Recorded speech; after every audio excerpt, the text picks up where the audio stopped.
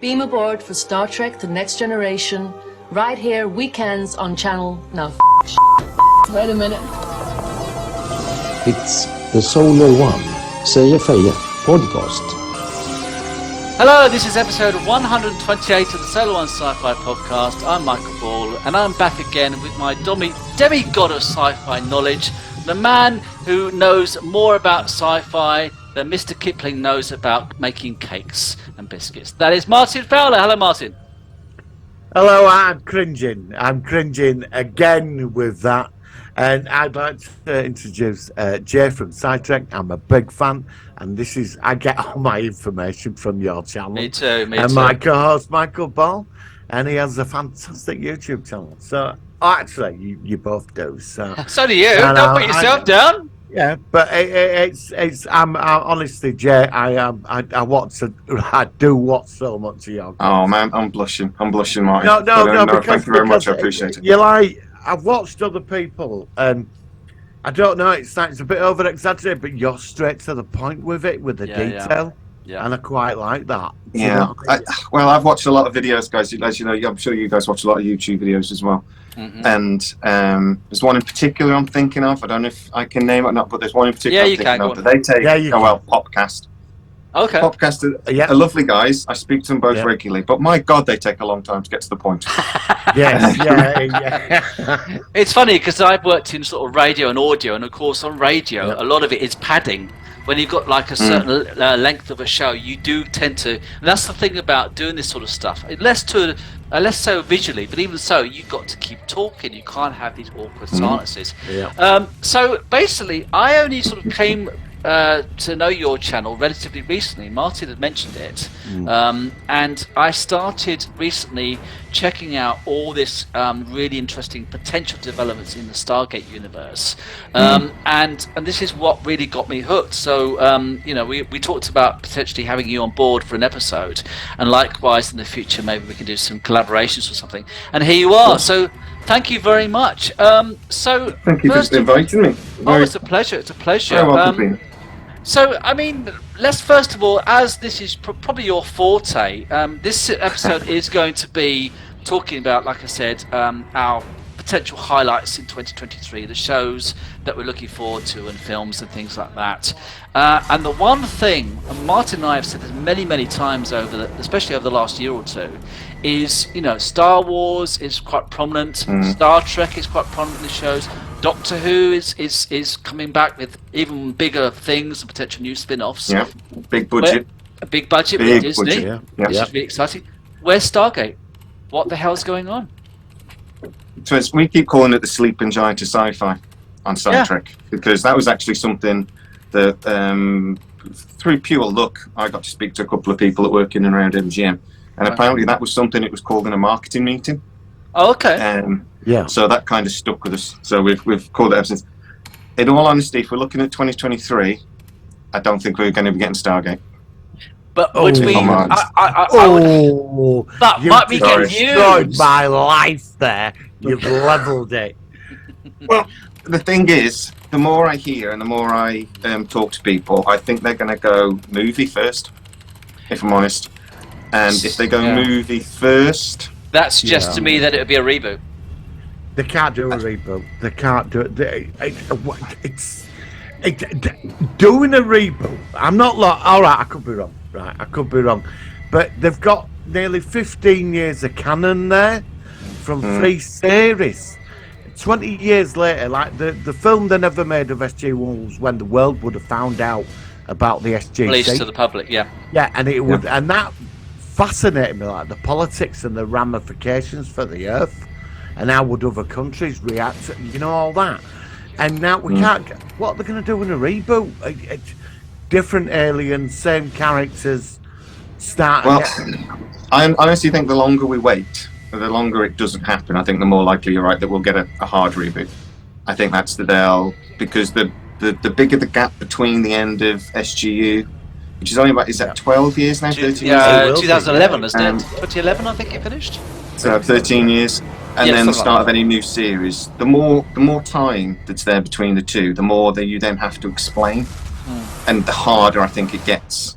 to start a new series. But That's continuation anyway. I was going to say, isn't Stargate one of the most successful franchises in MGM? It's one of the most profitable entities in the whole company. Back when it was running still, it was the second highest grossing franchise, only behind Bond. That's what I was going to say. James Bond is that's high up. So surely that's a really such a waste of a potential lucrative resource, I would have thought. 100%. You've got to remember as well, the Stargate movie is the 10th highest grossing MGM movie of all time.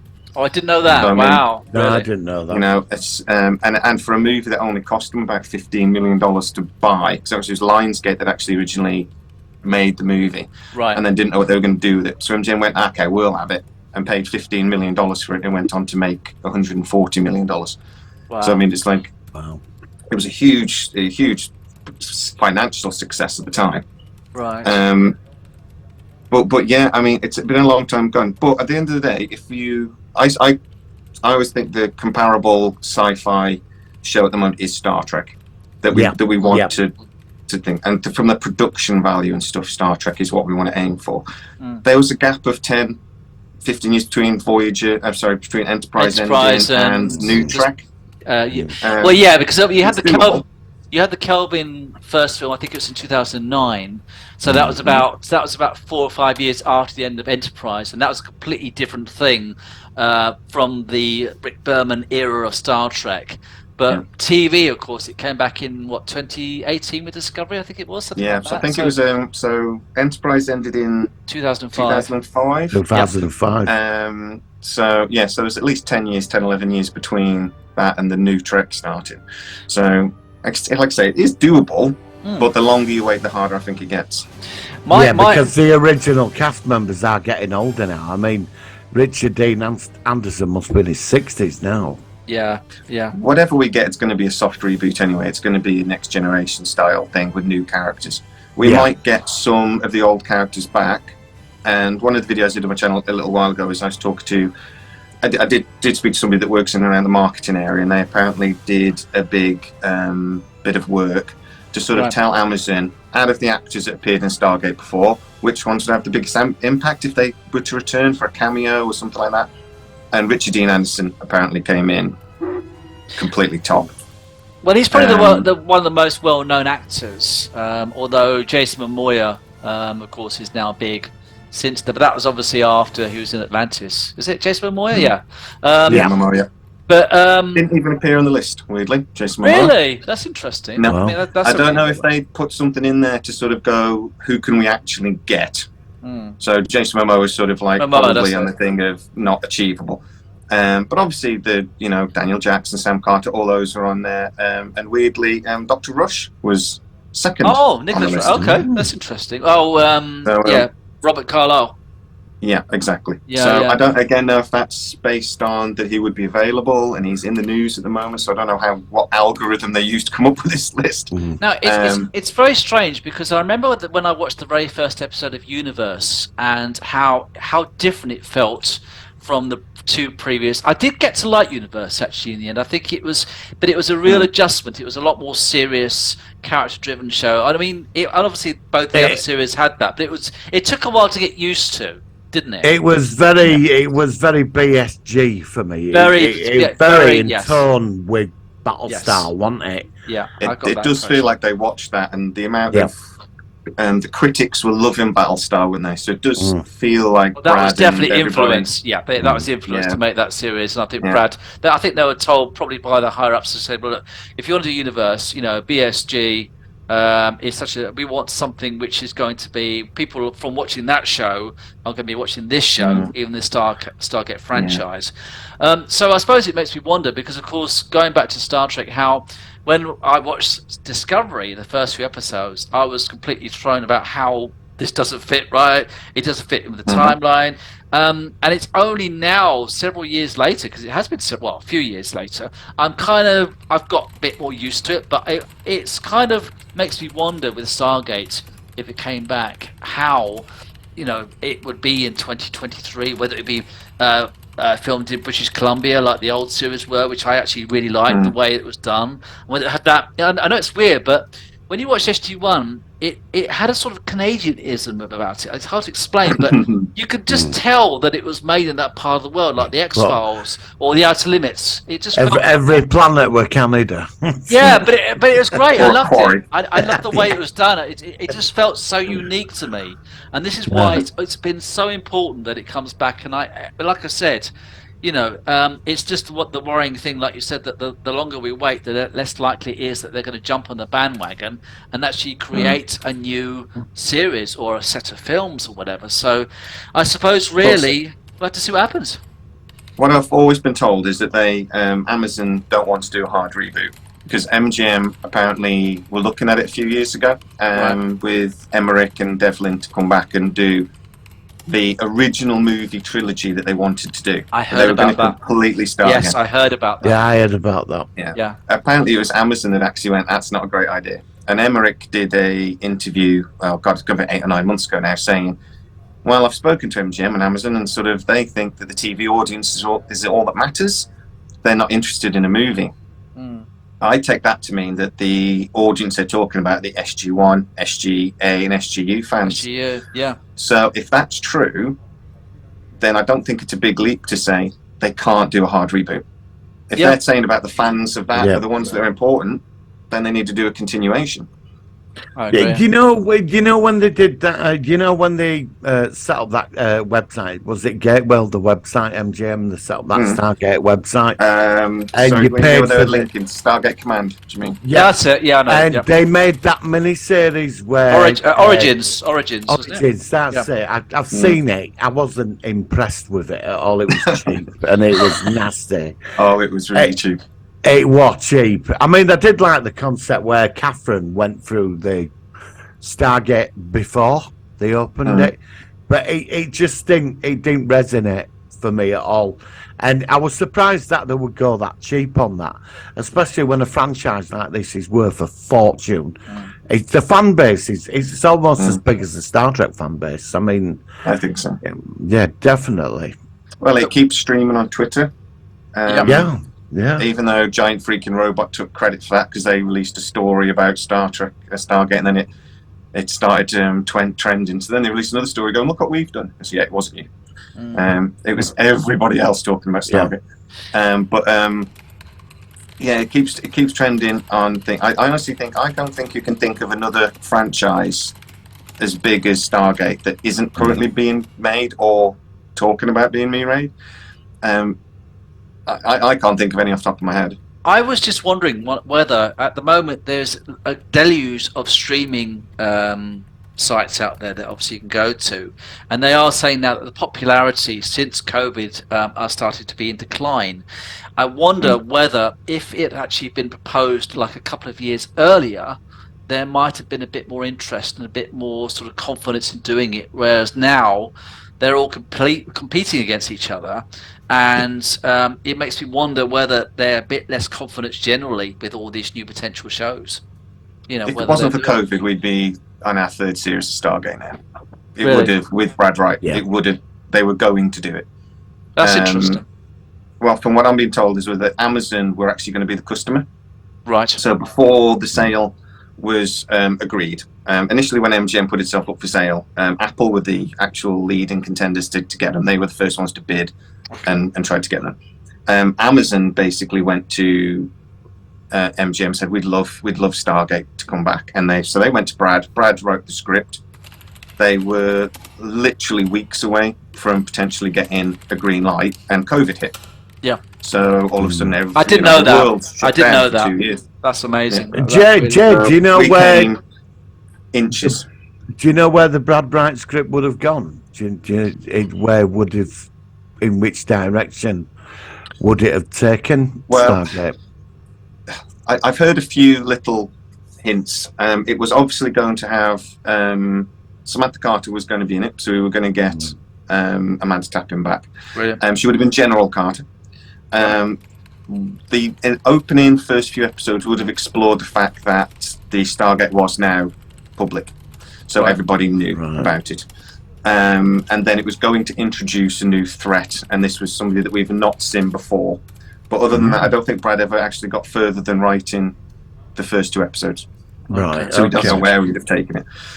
But yeah, that would have been interesting. I would have loved to have seen Daniel Jackson as well, Michael Shanks, come back as like a civilian leader. Of Oh potentially the new yeah, I can see SGC. that. Yeah, Yeah, that yeah, sounds I like can a see good that, yeah. Rather than definitely. less military based and more of a yeah, I can see that. That Yeah. could be really interesting actually. Yeah. And apparently, according to Brad Wright, he had spoken to Michael Shanks and Amanda Tapping both about directing as well. There was a lot of rumours back when MGM had control of this, actually, that Amanda Tapping might have come on as a show producer with Brad. But now it's Amazon. We've no clue. They're going to go in a completely different direction and go with a completely different company, obviously, as we've seen since, for business reasons, to be honest. Right. It's as simple as that. But I think that would have been really interesting. But back before the sale was actually final, MGM thought they still had control of this. Even up till July, August last year, MGM still thought they were going to be able to make this. And it was going to happen. Hey, what I were interested in, It's it right. would have been the political ramifications on the Earth to find it, because we're a nation planet with countries and different agendas. There's only, I think, 8 countries that know about the Stargate, that alliance. What about the rest of the world? I mean, it's people are going to freak out, and I really wanted to explore that. I'd You love to see it. know. I was like, so that's one of the things we talked about was how do you start this series? Do you start it by saying that everybody already knows, and then maybe explain how it happened through a series of flashbacks or something? Or do you start the series where we left off, and at some point through the first season or two, maybe it gets exposed, and you do it that way? You've got to do it one or the other. Brad Wright's was going to be that it was everybody already knew. Right. Okay. So I mean, something on that level that's going to blow the world apart. I mean, it's going to change the political structure of this planet. Something like that. I mean, it's good. I mean, you're just letting the entire universe into your front room. That there's all this been going on.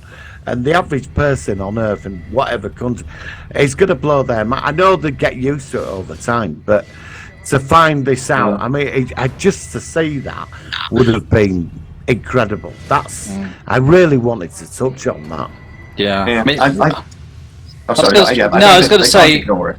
I mean, obviously, I'm back because I disappeared. But I suppose what we're going to say is that if it weren't going to come back, which is a possibility, some people might fear that I personally see Star Trek a bit differently since it came back in 2017, 2018.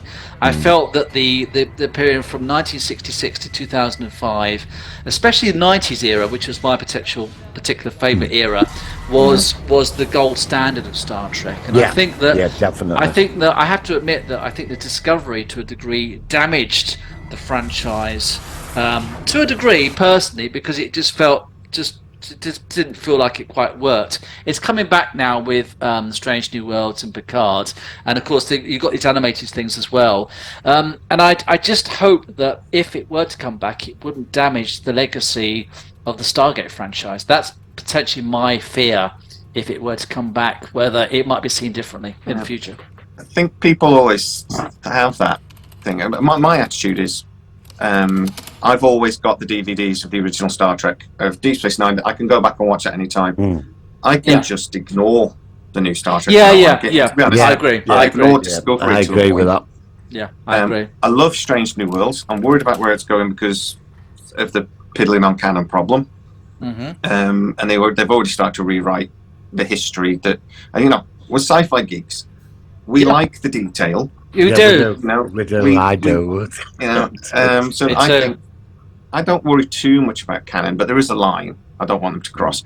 One of the big problems they've got with Stargate is, though, that Star Trek has always been known to sort of like mess with canon. They were doing it back from TNG. Even in the original series, they stepped on their own toes a couple of times. But Stargate never did. Stargate always kept pretty much to canon. They didn't really make any major mistakes. There were some differences between the original movie and then when it went to SG-1. I remember They developed into a there series. were some yeah, differences there. I mean, like in the first, in the original movie, that when they collected the Stargate, first of all the Stargates had different symbols on. Although we only saw one other Stargate from the movie, and of course that was set like over the other side of the universe, whereas in the TV series it was in our galaxy, wasn't it? But those are minor things. Those, I mean, you know, they had to do some adaptation, but yeah, go on. They really completely changed the Goa'uld. But they had to, yes, because the Goa'uld didn't really make sense from the movie. So a movie, 90 minutes, you do so much. If you're going to do a series that's 24 hours of television a year for 10 years, you've got to develop something a bit more. Yeah, I agree. More meat time. Yeah. And they did it really well. They did it so well as well. And they did it beautifully. Yeah, absolutely. They did. I was thinking about this today, though. Could you imagine if they actually announced SG-1 today? You know, like with the internet the way it is, you know, everyone would be going, well, it'll be woke garbage, and they're going to do this and they're going to do that. Yeah. They've changed the Goa'uld. They've changed the Goa'uld. But then we didn't have the internet and people angrily shouting at us it's going to be a load of rubbish. So we just got to sit down and enjoy it, didn't we? But that's the problem now, though, isn't it? I mean, that's the nature. Yeah, that's the nature. It's like Discovery. When I first heard Star Trek were coming back, and I saw the first trailer of Discovery, I was really excited. I thought, finally, what I love is back. And the first season, there were too much in it. It could have been expanded into 2 seasons. Season 2 were the best one, and then the other seasons after that, I've watched them. I've stuck with it, but I've never fully gelled with Discovery. But when Strange New Worlds came round with Anson Mount, and he sits in that chair on the bridge, to me, and how he acts and how he is. Anson Mount's great. Star Trek's back. Yeah. But it's took him 5 years to get it right. But a lot of people gave up on Discovery. Have you seen it all, Jay, or Discovery, or did you give up on it yourself? I've not even seen any of the last season. See, this is what I'm saying. I had a feeling you might say that. A lot of people say the same thing to me. They're like, no, they watched it. They're like, no, I've just given up. I just haven't got round to it. So, you know, you're not alone. It's the characters that's the problem. They're forgettable.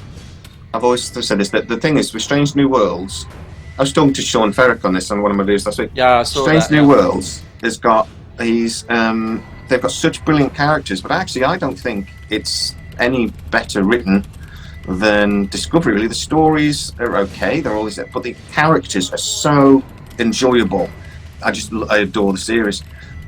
Discovery, they just lack characters.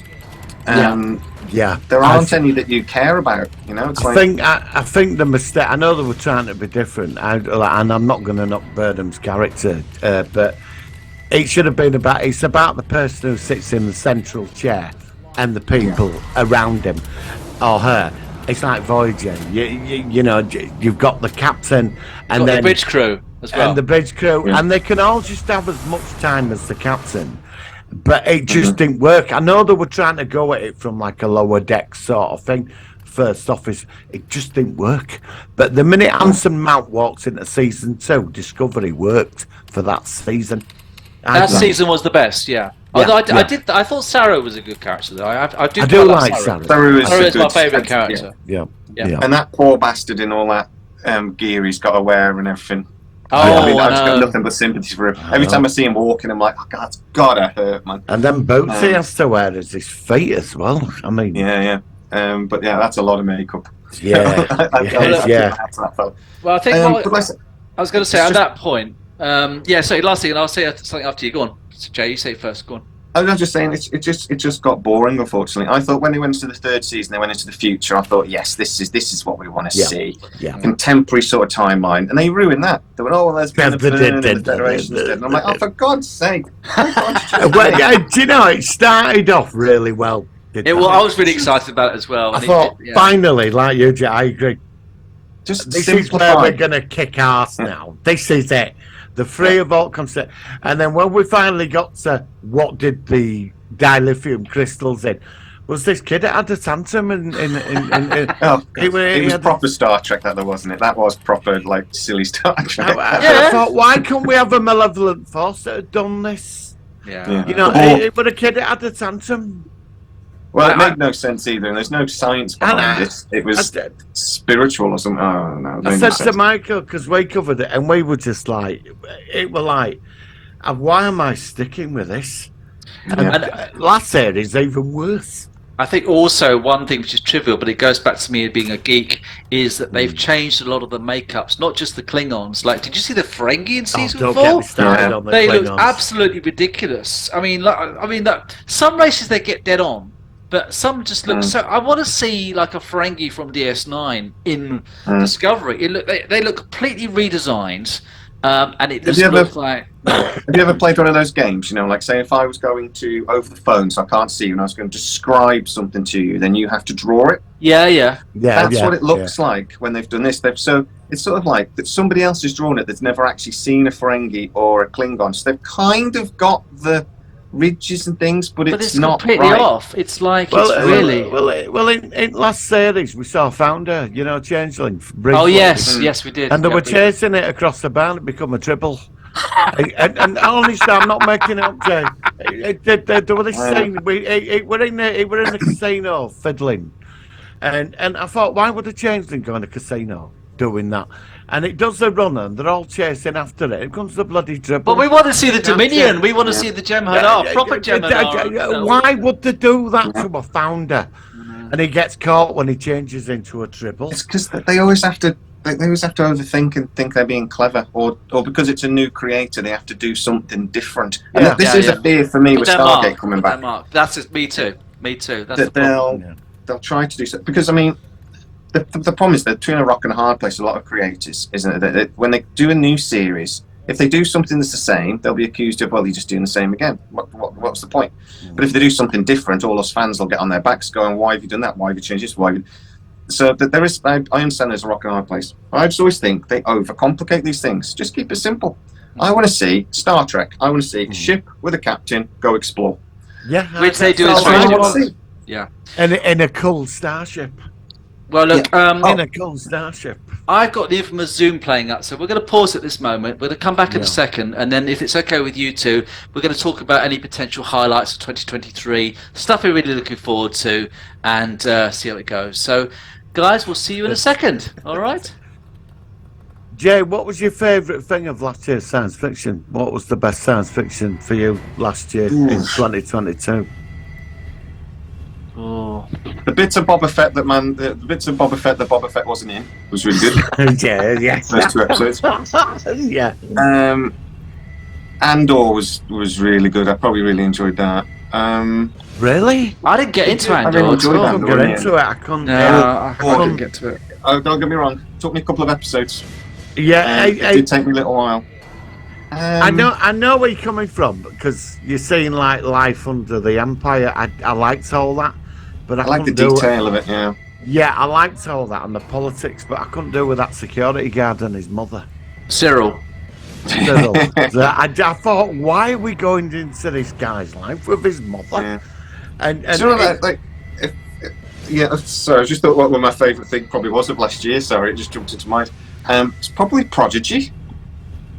I've seen the first. Now I've seen first episode. Yeah, I've seen the first episode. I will give it a go. I mean, because obviously I thought it was aimed predominantly for very young children, but I know not just yourself, but a lot of people have said that it's actually a very good series. Yeah, it's well written. So I will. I mean, Trek Yards have also checked it out, and they seem to quite like it. And I really will. I'll give it a go. Maybe because it surprised me. I wasn't expecting to like it. Because my same attitude as you, I thought it's for kids. It's going to be like bloody Stargate Infinity. So it's going to be Stargate Infinity. Yeah, that was terrible. Yeah, I forgot about that. I was watching, thinking, man, this is good. I'm confused who's watching it, because there's all these references back to Voyager, and I'm like, these kids don't know what they won't know what Voyager's about, and K's on and everything else. Because we saw 30 bloody years ago. Yeah, but you recommend it though? You think it's worth checking out? I really enjoyed it. There's a few quirky movies last year that were quite good. The Michelle Yeoh movie, I don't really know if it's really science fiction, is it? I suppose it is.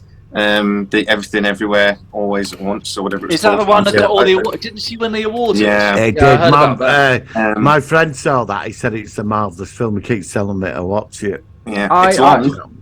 I It's saw long. Top Gun Maverick, which I thought was really good. I don't know if you've Yeah. seen that. I mean, I know it's not. Are we classing sci-fi. that as science fiction? You No, said science no, fiction. I'm not.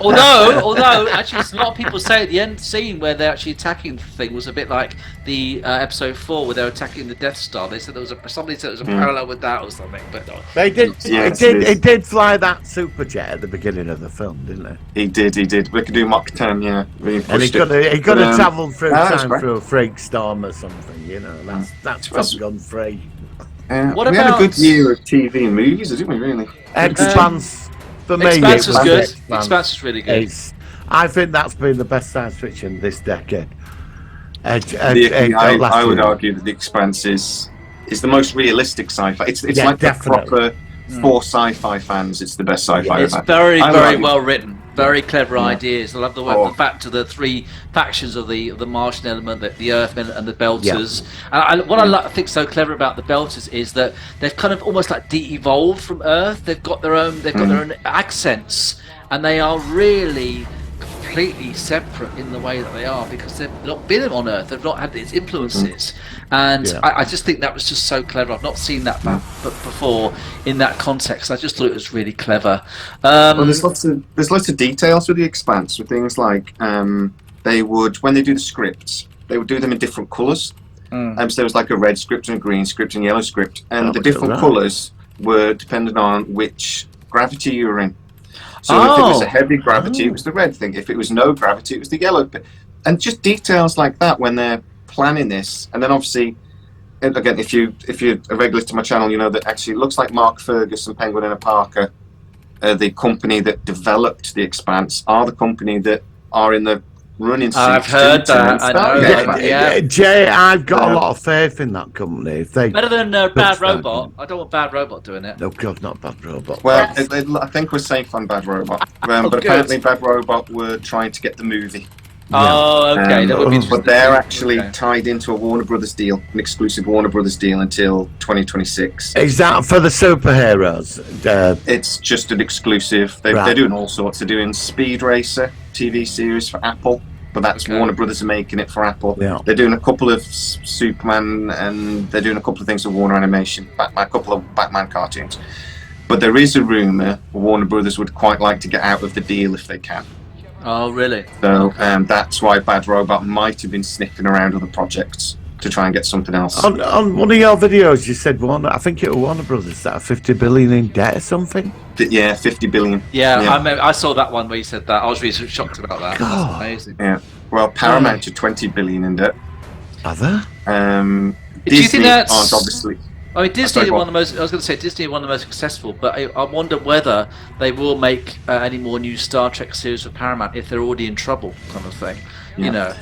Well, that's the thing, is that the Paramount's the one thing that's apparently Star Trek is their one thing that is doing actually quite well. Oh, okay. I didn't know that. But the movie, we were supposed to be getting Star Trek 4 with J.J. Abrams, and it got binned almost immediately, didn't it? Because they announced it, all the actors went, really? They didn't even know about it. They was really shocked when they read about it. But then it was the deal with Warner Brothers was getting so complicated, I hear, is one of the reasons why it fell apart so fast, because J.J. Abrams has this deal with Warner Brothers, and they said, well, you can executive produce, but you can't make the film, Right. because Bad Robot can't do it. And so it just got, so that's one of the reasons why it sort of got scrapped so quick. Yeah. But yeah, Paramount owe 20 billion themselves. Disney Plus apparently lose $500 million a quarter at the moment. It's being propped up with all the other businesses that Disney own. Yeah, But it's such a Disney big thing, Plus- isn't it? Disney Plus was always going to lose money, though. That was the plan. You know, you get as much. You need to get content on, and it's expensive. You want to catch Netflix, and it's expensive.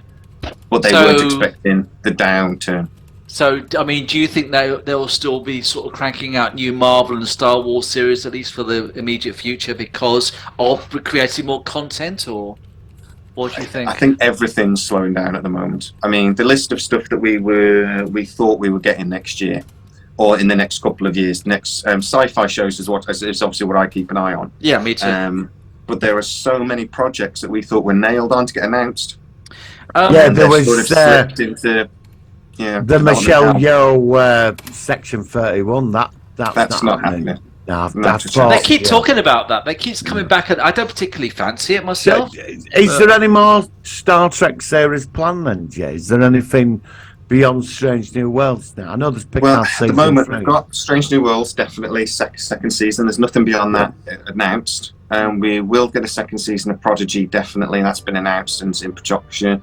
Right. We will get another season of Discovery. Well, that's being made at the moment, so it's actually out quite soon.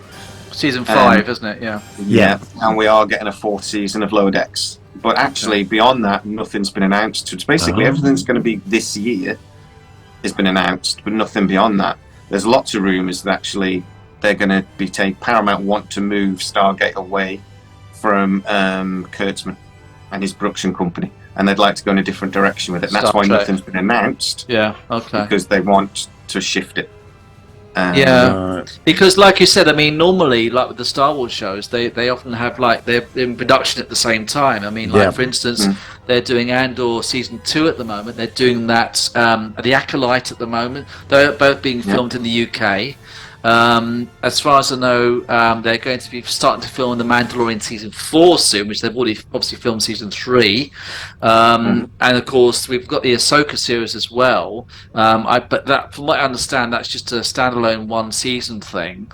So, but like you say, I mean, at the moment for Star Trek, there's Are we going to get Boba Fett season 2 then? Is that a one-off or? I'm not sure. Supposedly next year it's supposed to be Boba Fett season 2. It's going to be based more around Timothy Oliphant's character, apparently. So again, it'll be the same thing again, that the best episodes would be the ones that Boba Fett isn't in. I mean, a lot of fans. I mean, as a fan, I'm a fan of Star Trek and Star Wars and Stargate, and Boba Fett. I mean, the problem from season 1, and I think a lot of people feel the same, he wasn't that tough in season 1. You know, apart from the bit with the sound people in the first 2 episodes, which I thought was actually really good. It was a bit like sort of Dances with Wolves kind of thing, where he's kind of learning the tribe and part of the tribe. I liked all that. Yeah, I did. But he was just sort of like, I just want to be a peacekeeper. I just want to be, and Boba Fett was never like that in the original movies kind of thing. And I think for me, that was a negative thing, but I mean, they could rescue it though, couldn't they? They could do something with him in season 2. They couldn't have him as a bounty hunter though, because he's older, and it were like you've got the Mando going around doing what Boba Fett should have been doing, and so I mean, I understand they went somewhere a bit different with it. It's evolution of the character, I suppose. But yeah, it didn't quite work for me. The character didn't quite work for me. But there's nothing wrong with it. I watched it. I enjoyed it. Like I said, I enjoyed the 2 episodes that were more based on Mandalorian, at the end. Well, and I loved Timothy Olyphant's character again in that. I can't remember his name, but yeah, it was, the tone wasn't quite right. Yeah, and then you could go into talking about the other one. It's going to my head. Obi-Wan Kenobi. Yeah. Which again, I love bits of that. We got the fight between him and Darth Vader that we wish we'd got in the original Star Wars movie. You know, like it was done really well. Bits of it were brilliant. Obi-Wan was an interesting one. Right. I could understand that he was disheartened 10 years on that awful planet, watching over Luke Skywalker, and no contact with any other Jedi, nothing. He's on his own, and he's got to survive. No resources. He's just there, and he's working. And I can sort of like get that, because he's on a mission to protect this kid who's got this destiny, and but he was so disheartened. And when Vader came looking for him, because a lot of people were annoyed that I think they wanted him sort of all action, you know. With the and I'm glad they did that. What, excuse me, spoiled it for me was Reva's story arc. It was totally pointless, the whole Reva thing. But when he like met Vader for the first time, and Vader just floored him, I could understand, because he had no confidence and the Force won't connect him right. But when you got to the final episode, it made everything worth it in that fight, because he could have killed him, and he didn't. He said, "I pity you, All I feel for you is pity, and he just walks away, and that were more damaging to Vader than. And I love that the power in that. So Obi-Wan, I let through. I thought was a good series. Yeah. Boba Fett, it didn't work because the best episodes when he wanted it, and because we said that. That was a daft thing to do, though, wasn't it? I mean, it was. Yeah, it was. It was. He didn't even speak. We just saw one it at the episode end he of the didn't say second one episode. episode. He was just standing in the background. It was like, no, come on. Yeah. In a nappy, going, I'm Boba Fett. I'm Boba Fett. And then we got the mods, didn't we? On the They were yeah, stupid. yeah. They were actually irritating. The one thing that annoyed me with Kenobi, though, or confused me with Kenobi, was Obi-Wan. Sorry, was that at the start of the film, at the start of the series, sorry, he's grumpy and he's like you said, he's got no confidence, whatever. But by the end of the film, he sort of like found himself again. Yeah. By the end of the series. So what happens between the end of that series and the start of Star Wars: A New Hope? Because he goes back to how he was again. Yeah, he goes back to how he was at the beginning of the show. Bats to work on Monday cutting bits of meat or something. Yeah. So whatever we see in season 2 must go badly wrong for him because he becomes a grumpy bastard by the end of it. Yeah. Oh well. We'll have to see. I mean, other series which I've seen which are coming back this year. Have you seen For All Mankind? Jay, have you heard of that? Yeah, I love For All Mankind. We enjoyed that, and that's coming back. And the other one is Foundation as well. I've seen Foundation. Do you know, I tried watching that again. I liked it. I thought it was really I struggled with Foundation a little bit. Did you? Yeah, a friend of mine said to me, he said he watched it. I know it's of the books and all this, but it's a bit up its own ass, isn't it? I watched it a second time. No, I did, because when I started watching it, because we watched it, didn't we, Mike? Yeah. And we used to talk about it each week, and we sort of like, I didn't connect at first. You know that Royal Family of Clones? Yeah. It was like, I wasn't connecting for about 3 episodes, that there were different clones each episode. Yeah, different ages of the clone, I thought it was clever. That was clever. It was clever. I like that. Clever, but I like it was. that. I mean, it would a bit up its own backside, though, wasn't it? I think my problem was I'd read all of the other stuff, so I knew the stories really well, and I didn't quite connect with it for me. It's not what I expected, maybe, but it's such a massive story. It's hard to make. I've read 3 of the books years ago. It'll get better in season 3 if they get to the mule. That's where it should pick up. Beyond that, I don't know. I heard the books after that were terrible. I don't know. Yeah, I've not checked out I don't know about that, but it's just such a big thing. I mean, there's some of the series that we've had announced recently, like Warhammer and things like this as well. I think are going to have suffer from a similar problem. There's so much canon, there's so much story with these things that it's you've got to focus in on something. And when they get that, I think with Foundation, I'm not sure they quite got it right. So what do you think of the new version of Dune? I love the movie. We'll see what the series this year. And there's a series as well, isn't there? Is there a series? Yeah, I heard something about that. Streaming service. It's going to be around the I'm sorry, I've forgotten the character's name. You know, like the witch's character. Oh, the sisterhood. His mom and the sisterhood. It's based around that, I believe. But I loved the movie, I have to admit. I thought it was great. I always loved the original Patrick Stewart version. Do you? And I could never get into that. It was too weird. I like to see Patrick Stewart, but I don't know. It was slow. Yeah, it was slow. And the new Dune movies, to be honest, is quite slow. It's almost something being up its own arse. Yeah, but it takes itself very half seriously. The book, though. Yeah, let's finish half. Yeah. I've seen the mini-series, what they made in the 90s for Sci-Fi channel. I saw the second, where it goes beyond the first book, and that's quite good. But I'm in and out with you. I just can't sit through what I've seen already. You know, I'd rather just get to the third book now. I can't. I just can't do it. And I agree, it is up its own backside. And it takes itself very seriously, and I don't mind that. But I prefer things that have enjoy a little bit of humour, that have a little bit of tongue in cheek, that know they're a little bit.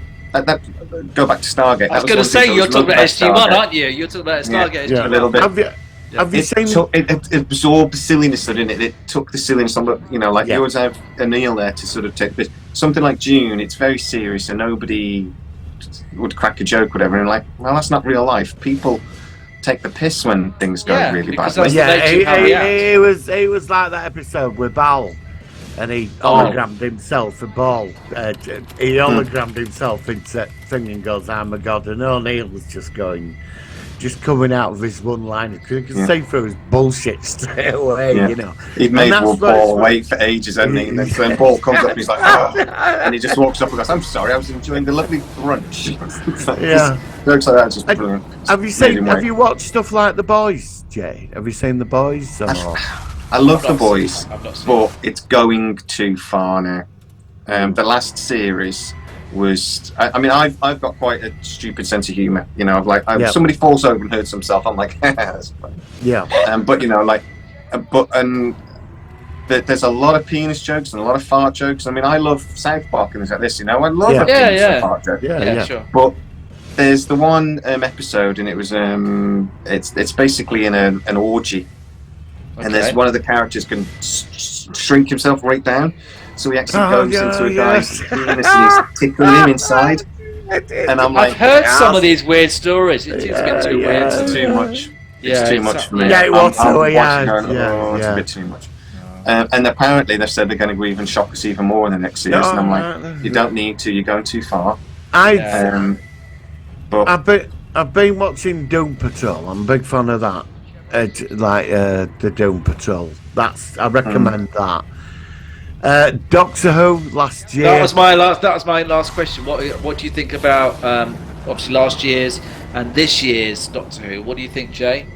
I haven't watched Doctor Who in bloody years. Oh, so you haven't seen it? Oh, okay. So that's all right. I watched the David Tennant coming back because I'd actually got a little bit of. I wasn't allowed to tell anybody, but I actually knew David Tennant was coming back. And I knew he was coming back as the Doctor. People thought he was just going to do a thing, but I knew he was, and I knew he'd signed up to do 4 more. But my source wouldn't let me tell anyone, so I was like, this is actually good shit. I need to tell people. No, you can't. But so I watched it for that. I loved David Tennant as Doctor Who. I loved Matt Smith as Doctor Who, probably even more. And I never got in touch with. As soon as basically the showrunner left and the writing just went downhill, and I lost it. You know, you can tell it was losing popularity as soon as it lost its Christmas Day special. Which is, it reminds me of the 80s when Doctor Who lost its Saturday night slot. And I remember it with Sylvester McCoy, where it was like ending up on Wednesdays opposite Coronation Street. Coronation Street. And it led to its demise, kind of thing. So, you know, I wonder. Well, I before what's happened recently with Russell T Davies coming back, I really thought that was it, kind of thing. But it's now got the chance to come back. I'm not sure about Ncuti Gatwa as the Doctor, but I'll try him when he comes along. I don't know. I'm a bit dubious about the future of Doctor Who, but I think that the specials with David Tennant, because I know David Tennant as the Doctor from previous experience. I think he's been the best Doctor. He'll be great. He'll be really good. Yeah. So, we'll have to see what happens. How long is he? I found like with Joe, like I didn't have a problem when they changed him into a woman. I went with it because I thought Missy works as the master. I thought, give it a go. I'm open-minded. I don't get on the political bandwagon like some people do. Give it a go. And it was terrible. It was 3 years of an absolute fucking shit show. It got worse. Even assistants, they were like, where did they get these people from? None of them. And then suddenly, we got the power of the Doctor. Which was really last good. year. That was really and it were like, well, what? It was superb. This one special, and it were like, why haven't you been writing it like this for the last 3 years? Why have you given us what she could have been? Now, you know, and it was just terrible. Because the writing wasn't there. It just wasn't good enough. Jodie Whittaker, I thought, was brilliant as the Doctor. Chris Chibnall. Chris Chibnall was the showrunner, and he didn't know how to write it. He was the really bad choice. And I think that was actually the majority of the problem was not Jodie. I think Jodie was actually, from what I've seen of her, she's a nice person. She really did throw herself into the role as best she could, but she can only do so much with what's written for her, kind of thing. So I think that was the problem. But look, I was going to say, I think we should start wrapping things up soon. So let me ask you, because, well, I remember, Star Trek Picard, yay or nay, what do you think about it so far, and what are your expectations for season 3? I've got low expectations for season 3 because Okay. fool me once, more fool me. Fool me twice, Or for you know. It's like and both seasons started brilliantly. Season 1, season 2, but the first episode of season 2 I thought was some of the best Star Trek we've seen. We had that reaction when we first saw it, and then it really then just got padded out in 2024, and it had about 7 or 8 episodes. The only thing I liked about it was that you actually saw the sanctuary districts, which actually appeared in Deep Space Nine. We're actually going to talk about those 2-parter next week on the show potentially, and I liked a bit, but that's not enough, is it? You know, and they recast Guinan when we know that Whoopi Goldberg played Guinan in the 19th century, and then of course she's now played. It's not her fault. They couldn't afford the de-aging thing, but that threw me out a bit. The character was different though as well. I don't care that they recast somebody, but don't completely just make her familiar to how she was, and she wasn't. Do you know? I got so excited when I first saw the trailer for Picard. You know, coming back. You know, I would expect it. I know you're not going to get next gen. We've moved on. It's 20, 30 years, but I got excited to see this beloved character I loved so much back, and it was crap. And it ended up Data wanted to die like a human being. This is where it all went. And I thought, he's an android. He's a bloody android. You know. But they did it, and that's it. And I thought, right, that was crap. So we got season 2, and we got the trailer, and there was John Delancey, the legend himself. Thank you. And he absolutely was underplayed. He was wasted. What's going on? He was barely in it. Yeah, he was really wasted. I don't know why they bothered to bring him back, quite frankly. And also, if you actually watch it again though now, and actually with the idea of thinking of what does Q actually do in that series, and it's nothing really. Nothing he does makes any difference in the end, really. No. They just had him in, and but then again, all that stuff he does with the Adam song. Yeah, I couldn't tell you what he was doing now. I couldn't tell you what the point was. All I know was he was dying. He was dying. I don't know what he was doing. And then we get this like lovely ending. The Borg won the Joint Federation. They're going to defend against this special. It wasn't the main Borg though. It was like a subdivision of the Borg. Yeah, but they were like the nice Borg. We come round and simulate and hug everybody, and it was just like. I thought, yeah, but these are the Borg. What are you doing here? And I walked away from that. I just given up. But then, season 3 trailer came. Well, Mr. Worf. I mean, I haven't got good sources, but I have heard, and again, it could be anybody saying this, that people that have seen season 3 of Picard say it's actually very good. But like I said, you hear these things. I haven't got any good sources, so I can't. The Popcast guys reckon they've seen it through Terry Metalis, and they reckon it's brilliant. Yeah, I've heard some very good. I've heard some very good opinions. So let's see. I think they deserve. These characters deserve a good finale. They deserve a good goodbye. Yeah, because they've been very important to us three over years. My life, you know, my life, and I suppose for you as well, Jay. So, you know, I think that please, they deserve a good ending, not something radical, just something where it's a good adventure, a good story, have their characters wrapped up in the best way possible. You know, don't do a Trip Tucker dying in the last episode of Enterprise kind of thing, and everyone's pissed off about that. So, you know. All right, I think it's time to wrap things up. Yeah, exactly. But thank you so much for joining us. It's been a really good one. Let's make 2023 a good year with some good entertainment. Basically, let's just nerd out if we can. We're going to leave with something which you might not be aware of, but we've played this guy many times before. There's a guy who basically he sings Stargate and Star Trek theme tunes and makes the lyrics for the songs. And he's done one for the Next Generation, and he's terrible. And we've not played it for about a year and a half. But he sung a song. Obviously, you won't see this. You'll have to see this on the replay, Jay, unfortunately. But check it out. And he sung a Stargate song. It's very funny, and I'm sorry, we'll have to delve him out. So, thank you guys very much. Hopefully, we'll have you again, Jay, at some point, Anytime. and vice versa. And we'll catch you next time on the Solar One Sci-Fi podcast. Yeah. Live long and prosper. Hello, Professor Q here, and this is my goodbye to Stargate SG-1. My favorite episode was the one where they first introduced the quantum mirror and Daniel traveled to an alternate universe. And this episode spawned a couple of sequels, which I also really enjoyed. So to celebrate the end of SG-1, I'm going to sing the theme song with lyrics that were not written by me.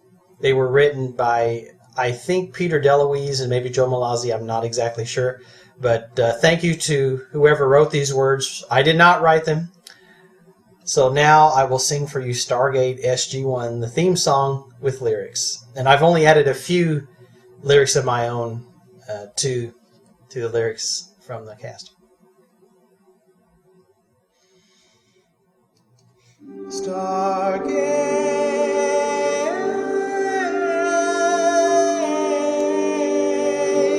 let's get the heck out of here. Let's get the heck out of it. Let's get the heck out. Let's get the heck to the Stargate. It's a great big world. It's a great big swirl. You can step inside to another world. I'm talking Stargate. It's a crazy trip. You can go quite far and you don't need a car or even a ship. With General O'Neill and Carter and Jackson and Tilk. Look out for that go